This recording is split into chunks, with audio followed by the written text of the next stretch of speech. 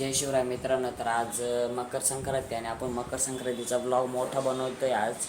कारण आपले 2-3 ब्लॉग होते ते एडिट केलेले होते, पण आपला मोबाईल चोरीला गेल्यामुळे आपण ते ब्लॉग टाकू शकत नाही. त्यामुळे आज थोडा मोठा ब्लॉग बनवण्याचा प्रयत्न करतोय आणि थोडा वाईट वाटतंय, त्यामुळे पुढे जाणं फिरणं पण महत्त्व हे नाही. पण आजचा ब्लॉग पण मी तुम्हाला गॅरंटी देतो की आजचा ब्लॉग पण खूप सुंदर आहे. आणि आजचा ब्लॉग आपला 50% आपल्या घरामध्येच आहे. कारण आपल्या घरामध्ये आज जेवण्यासाठी पुरणाची पोळी बनणार आहेत. आपण त्याचा पण ब्लॉग बनवणार आहे. पतंग उडवायला जाणार आपण त्याचा पण ब्लॉग बनवणार. चला मित्रांनो, आज दिवसभरात काय काय होतं ते बघूयात. चला.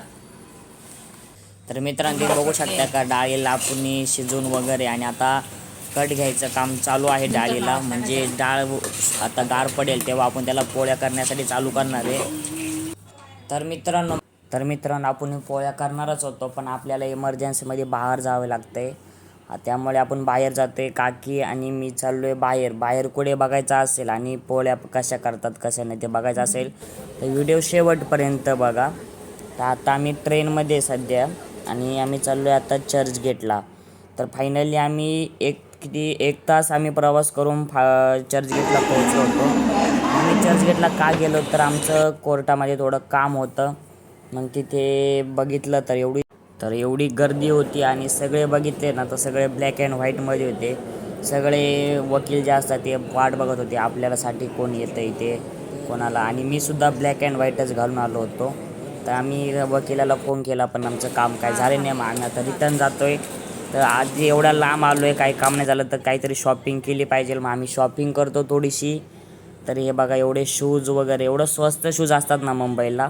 आम्ही एक शूज घेण्यासाठी थांबलो होतो, पण बघा पूर्ण पिशवी भरून आम्ही आमच्या परतीच्या प्रवासाला लागलो आहे. तर चला मित्रांनो, अजून आपले पुरणपोळी बाकी आहे. तर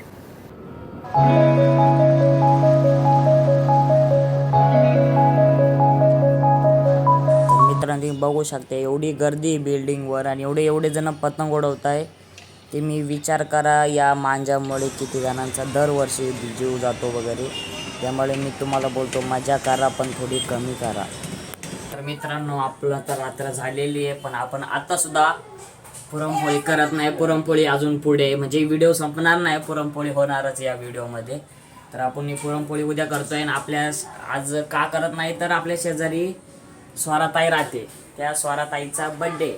त्यासाठी मग आपण आता बड्डेला जातोय, कारण आपल्या सगळे बड्डे पार्टी वगैरे सगळे तिकडे आहे. तर मित्रांनो बघूया, अजून पुढेच आहे पुरणपोळी होणार. तुम्हाला गॅरंटी देतो शेवटपर्यंत पुरणपोळी होणार आहे. त्यामुळे काही टेन्शन घेऊ नका. तर व्हिडिओ बघत राहा, अजून बड्डे केक वगैरे सगळं आहे. तर मी ब्लॉग संपणे आणि लाईक करा व्हिडिओ रे, लाईक करा बाळा. किती सांगू तुला, व्हिडिओ लाईक करा बाळा. हात दुखतो नाही ना, लाईक कर. चला.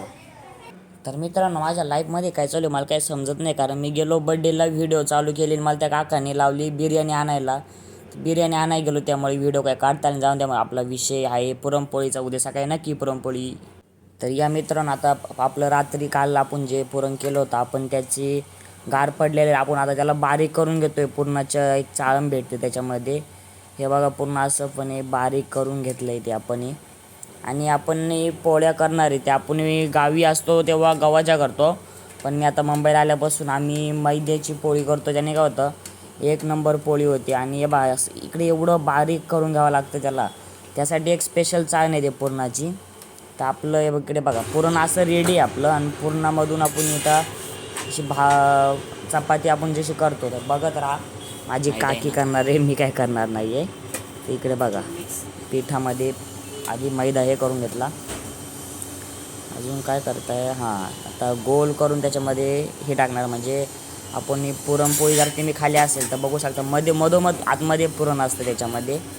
ते इकडे पासून गोळा करून घेतलेलं आहे आपण येतो आणि त्याच्यामध्ये टाकणार. एक साईडला पुरणपोळी चालू आहे, तिकडे भाजते. आणि आपण आता याच्यामध्ये अजून चालू आहे म्हणजे असं गोल राऊंड करून पूर्णपणे ते असं की आपण एक बॉल बनवायचं, त्याच्यामध्ये माती टाकून आपण लहानपणी खेळतो तसं वाला करायचं. आणि ती वरची पोळी बघा, वरची पोळी आता व्हिडिओमध्ये आम्हाला दिसेल तुम्हाला व्हिडिओमध्ये. ती वरची पोळी मस्त फुगलेली आता. तर आधी थोडं राऊंड करण्यासाठी काकीने भाकरीवाणी थोडं थापल्यावानी केलं आहे. आणि पुढे अजून तेव्हा दिसली हां दिसली.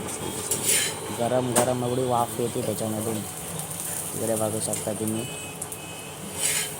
आता आपण खालची लाटून घ्यायची आता सगळं पूर्णपणे. आपण चपाती करतो तशीच, फक्त हिला असं कसं असं माहिती आहे का, थोडासा नॉर्मल हात फिरवायचा असतो म्हणजे तुटणार नाही. तुटली तर पुरण बाहेर येईल, त्यामुळे असं नॉर्मल वरच्यावर लाटायचं आहे. तर महाराष्ट्रीयन पुरणाची थाळी म्हणजे फक्त पुरणपोळी नाही, तर आपण त्याच्यामध्ये भजे, कुरडई हे सगळं त्याच्यामध्ये येतं. अजून सारभात पण असतो. सारभात आपण दाखवलं नाही व्हिडिओमध्ये कसा बनवायचं आहे, पण सारभात आपण नॉर्मल जसं मटण करतो कांदा कापून वगैरे ते तसं करायचं आहे. आणि ही जी कुरडई आहे ती पूर्णपणे आमची गावची आम्ही घरगुती बनवलेली, आणि ते पण घरच्या गव्हाची आहे. इकडे बघा अशी फुगते, लगेच मिनटंसुद्धा लागत नाही त्याला फुगण्यासाठी.